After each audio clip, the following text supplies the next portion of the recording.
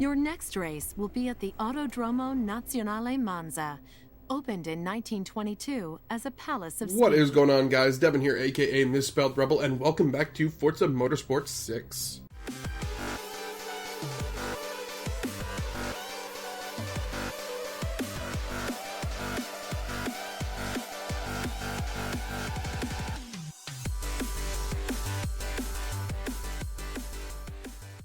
Time to prove which exotic GT Alrighty, is the fastest around Monza. I like the Hurricane a lot, and I haven't really driven it all that much in this game. The Italia is pretty good, but I feel like I overdrove it in Forza 4. And the Ford GT is awesome, but I have driven it quite a bit. Let's go with the Hurricane. Let's see how the Hurricane handles. But yeah, welcome back to Forza Motorsport 6. I don't know if I said 6, I might have said 4 in the intro. Anyway, we're in 6. I haven't done this in a while. We were at Autodome, and yeah, we're basically just going to be racing GTs to see who's the best. And it is just a one-lap event, so hopefully we can get this done pretty quickly and then hopefully pop in another race here in another car. I've been doing a lot of these showcase events because I find that they're pretty awesome and a lot of fun. And, you know, they're simple. I don't go into a race and, you know, have, wow, this has incredible launch. You know, I don't get into a race and then do 4 or 5 laps of the exact same thing while you guys just sit there and watch, and then I talk about basically nothing that has to do with shit, overdrove it, nothing that has to do with racing. In this, you will see me race, talk about racing, and get it done. And it's a lot more fun, you know. I drive a whole bunch of different cars. It's not the same car over and over and over again. Jesus, that Ford GT is fast. I'm going to give him a little bump draft. Little bump draft. Come on, I'm going to see on this next sharp little in and out if I can take him on the outside. Hey, he's going to box me out. What a prick. Inside, outside, inside, outside. What's up? That's that Ferrari's giving me no trouble, but the Ford is going to try and squeak in every chance he gets. Oh, and if you guys want to, I haven't played Project Cars or Dirt Rally on this channel for a little while here. If you want to see more of those videos, please let me know, because I would be more than happy to record them for you. I think I'm going to do maybe like 1 or 2 more of each of those. And if I'm not really getting the views or if nobody really wants to watch it, I'll probably stop doing them. I'll just play them on my own time, because if nobody wants to watch it, what's the point of making the video? It's a lot of work. But yeah, if you want to, let me know. You know, I don't care if one guy says, hey, I want to watch those videos. Well, guess what? I'm going to put them up for you. That's just the kind of guy I am. But no, honestly, you know, I'm here for you. I'm not making a single dime off of these videos, but it's a good hobby. It's a lot of fun. And like I've said before, it gets me out of my shell and gets me talking to new people. I've met, not like seriously met, but I have met and talked to a few different people from my subscribers list, and it's pretty cool. I think it's a lot of fun to kind of be in contact with people. And it's like, if you guys don't comment, and I've heard other YouTubers put it this way too, but like if you don't leave a comment on the video, basically that entire recording session was me just sitting there talking to myself. And that's psychotic. That's just not normal. We're able to pull off that win there. Not too bad. Not too bad at all. They did add to, I just checked it out before this race, they added a limo to the game. A freaking limo. I don't know what you're going to do with that, but hey, they added one. Let's see if we can get into another showcase here. Your next race will be at Sebring International Raceway, originally created as a U.S. Air Force training base. I did not know that. Alrighty. Time to prove which Sport GT We're doing is the the Sport fastest around Sebring. GT Shootout. Oh god, I love the Aston Martin. But the Nissan GTR is just like the perfect car. We're going Aston. I've driven the Nissan GT quite a bit in the Forza games. I don't drive Aston Martins as much as I probably should. They don't get enough love. But god, this car is sexy. I just wish I could change the color, because I'm not super into that yellow. It's not horrible actually though. I don't think you could put a color on this car and call it bad. Anything you put on this car to look pretty good, but I think it'd be cooler in like green or like a light baby blue maybe. Or silver or something. God, that Nissan GTR just took off. See you later, bro. I'll just be in the back of the pack here. So, normally if I was going to do a race, and I had to pick from these 3 cars here, the Aston Martin would be the last one I would pick, just because its performance is not quite up to spec of the other two. It has good acceleration, it has good top-end speed, and it has decent handling, but the other two cars here, the Corvette and the Nissan GTR, are just better performing cars for the most part. I think the Aston looks the best, though. I'm going to try and race this a clean race, no bumping and grinding whatsoever, which is probably not going to happen. As soon as I say that, I'm probably just going to run into somebody. But, you know, whatever. You see, they get out of those corners so much quicker than I do. The Corvette's handling is not the best. I know that from driving it and just...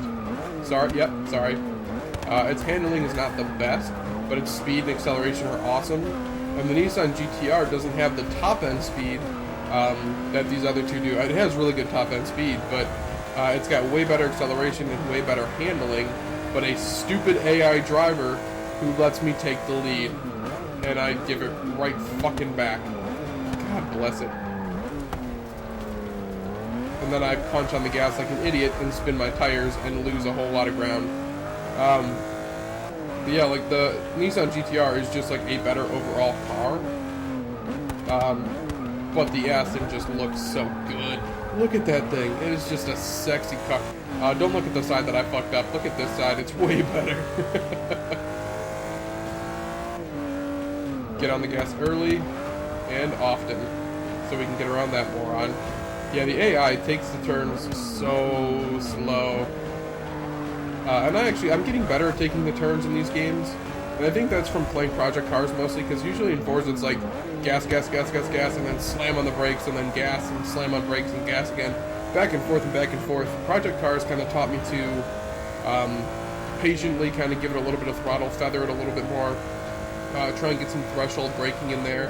And I think for the most part, racing games up to this point didn't really utilize a lot of that stuff in the games like they do now. Like, I think Forza and Project Cars and whatnot have really kind of enhanced racing games to the point where they're going to be really good from here on out. They're just going to feel like driving actual cars. Did it not just say that it was lap 1 out of 3? Maybe place 1 out of 3. I thought I had 3 more laps, or 2 more laps. Alright, no biggie. Let's jump into another shootout. These are pretty awesome. Your next race will be at Watkins Glen, the site of the first post-World War II race in the United States. I did not know that either. I freaking love Watkins Glen.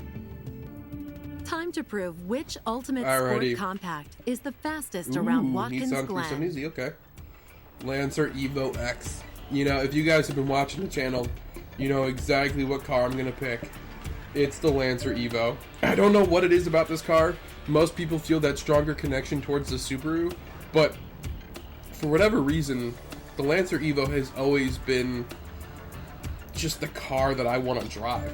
Like, when I first saw the Evo 7 on Top Gear a long time ago, like back in 06 or 05 or something like that, my jaw just hit the ground. Like, I saw the Subaru too, and yeah, it was amazing, but something about the way the Evo looked and sounded, and it looked like the coolest car in the world.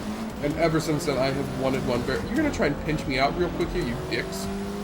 Yeah, ever since then, I have wanted one so bad. And one day, my goal is to one day get an Evo, whether it be a 7, 8, 9, or 10. I don't care, but I want the Evo. I don't just want a regular Lancer. I want the Evo. And actually, if I can get one of the Lancer Coupe Rally Arts, that'd be pretty sick too. They're the hatchbacks that are set up to be rally cars. That would be so cool. For like a daily driver and stuff like that, how cool would that be to just roll around in that? And with a hatchback, you know, they're just fun to drive. Good cars. I am blowing these guys out. Maybe it's because I have driven the Evo so much, but like, it just, when I drive it, and of course I overdrive it a little bit there, but when I drive it, it just feels right. Like, I've driven this car a ton in every single racing game I have ever owned. And I'm talking about the Lancer Evo, not necessarily the 10, but I've driven it in like every single game I've ever played, and I love it so much. It's a great car. It just is. And there's a ton of customization that you can do with it too, which is pretty cool. Which I always love to do. Actually, the first game that I really got into customizing cars believe it or not, was Midnight Club Los Angeles, because in like other Forza games before that, and like Driver and stuff like that, you could swap out the cars, and some of them you could do performance upgrades in, but nothing like Midnight Club. Like, you got into Midnight Club, and it was basically like an RPG sort of thing, where like you level up your engine, and you level up your exhaust and your suspension and all that kind of stuff, and it just made you faster and better, which was completely unrealistic. But the body kits that you could put on the cars and the custom paint jobs and whatnot just made the game so much fun. And I'm really hoping, and I don't know if it is or not, maybe you could leave me a comment if you know, but I was really hoping that game would be backwards compatible so I could play it again and maybe put it on the channel, just for fun, because that game was so good. And I'm still waiting for a new Midnight Club to come out. That would be freaking awesome. 1 lap, 3 down. That made no sense. Anyway, yeah, Evo 10. Awesome car. And your clear winner out of that class, by far. I blew the other two out. Let's get into another event. Why not? We've got time. Your next race will be at Hockenheim Hockenheim, famous for hosting German touring car events. Well, that was like the least informative piece of knowledge you could have given me about this place. Time to prove which sport icon is the fastest around Hockenheim. Sport icon. Jaguar F-Type, cool car. Audi RS. Ooh, Mercedes GTS. For the M4. I think we're going to go with the ridiculous choice and pick the Audi. Or, the Mercedes. I looked right at it, I read the name, and I still said Audi. We're going to pick the Mercedes. This is probably the most ridiculous car out of this class. It's probably the least performing as far as like handling goes. It's got a lot of power and a lot of speed, but the handling, from everything I've seen and read and all that kind of stuff, the handling is just garbage. But yeah, anyway, we're gonna pick it because fuck it, right? Oh my god, so much Mispelled. Do you hear that engine? God, this sounds good. I really wanted to be, that's the car I really wanted to be in, was the F-Type, but I want to get in the more ridiculous cars that I normally, like, I won't drive this for a racing, or I normally wouldn't drive this for, like, one of the racing championships, so I normally wouldn't get into it. So for the showcase event, I figured, fuck it, let's, try out some new cars. Oh my god. It's got a lot of power in that ass end, and I have to be very careful around these, turns. Which the Hockenheim ring has a lot of turns. Famous for having lots of turns in the GT touring events. I don't know. Some of the facts that they tell you, like the one about Watkins Glen, are just really cool. And like Sedona? They're just really, really cool. Yeah, I fucked that a lot. There was a little bit of e-brake so I can get the front end around again. They're really cool facts. And then they come into the Hockenheim ring and they're like, famous for hosting events. Like, well, no shit, it's a racetrack. That's what all racetracks are famous for. I mean, yeah, it's cool that it has GT events here, but a lot of courses have, or tracks have GT events there. Like, I don't know. I want to learn more. Actually, I really don't want to learn when I'm playing a racing game. I just want to drive and have a good time. But learning those little cool things about, you know, something you're interested in, like cars and stuff like that, you'll remember it. And it sticks with you. And it's really cool in, like, random times. Like, if you're playing Trivial Pursuit, and you just pull it out, they're like, oh, hey, what was the first racetrack in America to host a race after World War II? And you're the only one who knows it's Watkins Glen? Come on, that's cool. What the hell was that? Sorry, I don't know if you guys heard that or not. There's, like, a ringing going on, and I don't know if it's in the game. It's got to be in the game, because when I paused it, I didn't hear it anymore. And I kind of hear it now. I wonder if it's in my headphones. It sounds like little tweets. I'm sorry if you can hear that. That is really irritating.